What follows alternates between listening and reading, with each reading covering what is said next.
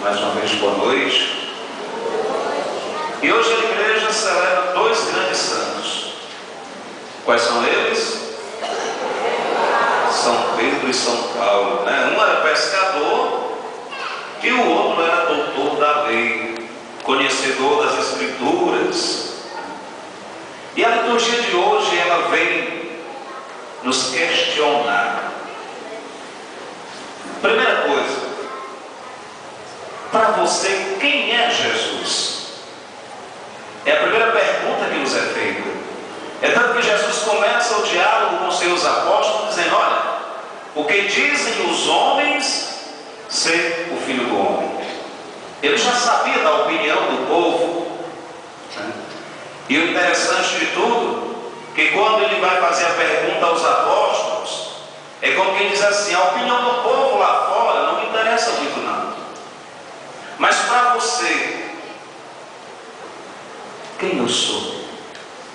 Qual é o espaço que eu estou ocupando na tua vida? E neste evangelho nós temos dois momentos. Temos o momento cristológico e o momento eclesiológico. As palavras diferentes, né, do nosso dicionário. Pois então, o que é o momento cristológico?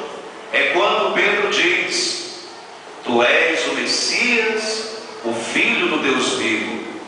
Com essa afirmação, Pedro está mostrando que em Jesus está a solução dos nossos problemas.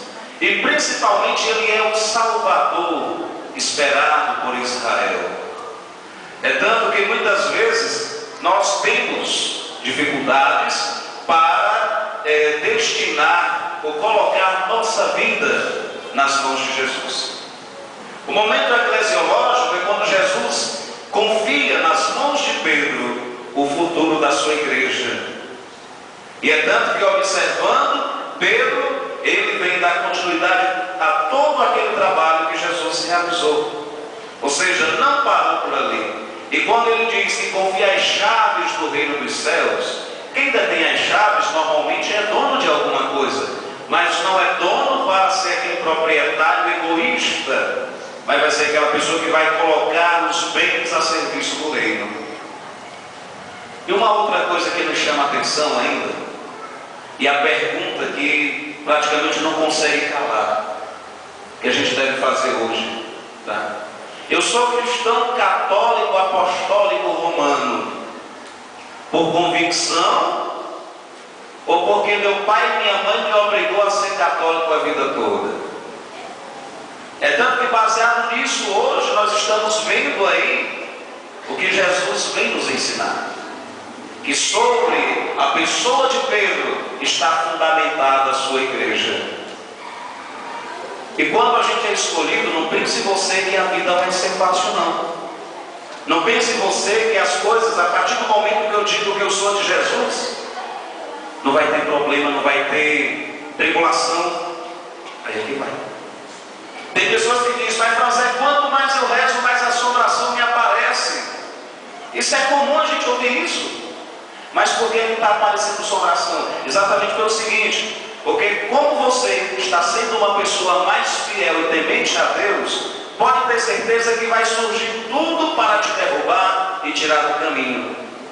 Santo Antão, um santo muito conhecido na Europa, ele normalmente saía do mosteiro para celebrar missa nas comunidades. E um belo dia, ao sair de lá, ele viu em cima do mosteiro todo o telhado cheio de demônios. E ele ficou assustado com aquilo. E quando ele chega numa praça, tinha lá um bocado de gente bebendo, farreando, e só tinha um, e estava cochilando. Ele bate no ombro do demônio lá e pergunta: diga uma coisa, por que aqui só tem um? E lá em casa, no mosteiro lá, está assim. Ele disse: porque nós estamos querendo aqueles que estão lá, porque são tementes àquele lá de cima. Esses aqui já são nossos. Não vão perder tempo, já são nossos. O mundo aqui não faz perigo nenhum. Por isso que eu estou tirando essa soneca. E praticamente o convite que nos é feito é esse: analisar a nossa vida. Será que estamos realmente conseguindo enxergar mais Deus na nossa vida? Estamos dando espaço a Ele? Ou a nossa vida, o nosso tempo é dedicado a outras coisas? E quando a gente é dedicado, quando você tem esse tempo para Deus, aí vem a primeira leitura de hoje. Pedro foi escolhido para ser a pedra fundamental da igreja de Jesus. Com isso, ameaçava os interesses de todos aqueles que estavam no poder, que só pensava no egoísmo e principalmente em ter a satisfação própria. E os interesses do povo, que era bom, ficavam de lado. Por isso que Herodes manda matar Tiago, um dos apóstolos. Ou seja, quando nós somos cristãos de fato direito, pode ter certeza que a gente vai sofrer um pouquinho, mas a recompensa é divina. É tanto que, sabendo que isso satisfazia o povo, ele manda prender a Pedro. E pronto, agora vamos dar um basta nessa seita dos nazarenos. Vamos acabar com essa religião desse tal Jesus. E o interessante, gente, que a gente observa na primeira leitura, que lá a comunidade era uma comunidade unida. Unida não somente na celebração, mas unida em todos os momentos. Unida em conhecer a necessidade do outro, unida em conhecer o outro, não só a necessidade. É chegar aqui na igreja, ou mesmo em qualquer canto, perguntar: onde é que mora o senhor fulano de tal? E todo mundo conhece aquela pessoa, todo mundo defende aquela pessoa se necessário for. Mas muitas vezes nós cristãos temos a mania de jogar pedra em nós mesmos. Certo? É tanto que se eu não valorizo, se eu não respeito a minha casa, quem é que vai respeitar? Quem é que vai valorizar? Quem é que vai edificar? E enquanto Pedro estava preso, a comunidade permanecia em oração. A comunidade permanecia vigilante, confiando em Deus e sabendo que a sua oração iria surtir efeito. É tanto que quando narra a primeira leitura lá que o anjo veio para libertar, Pedro não acreditou. Mas é exatamente a ação de Deus. E muitas vezes também, quantos anjos estão do nosso lado e nós não percebemos?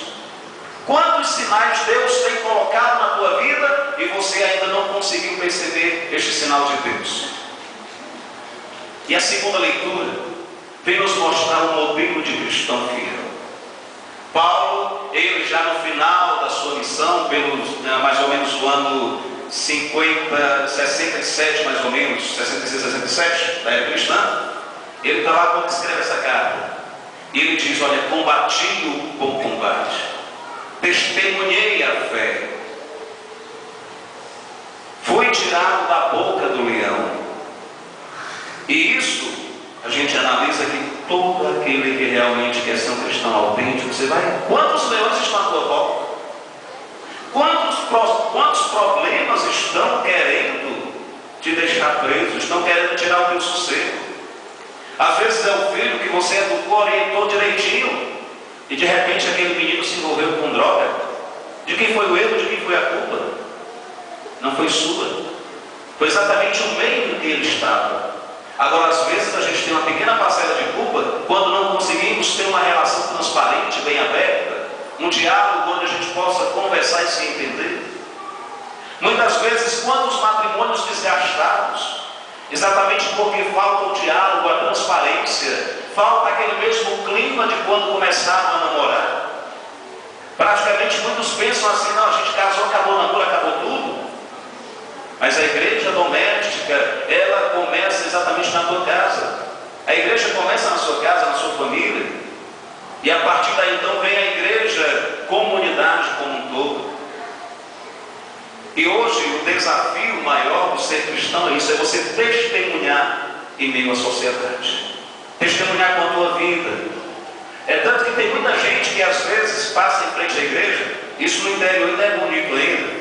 Agora tem gente que já olha para um lado, olha para o outro e faz o sinal da cruz correndo, né? E Padre Jesus dizia assim: eu vim de lá do interior, aonde a religião ainda é importante. Lá se alguém passa em frente da matriz, se benze e pensa em Deus e não sente vergonha de ter fé. Eu vim de lá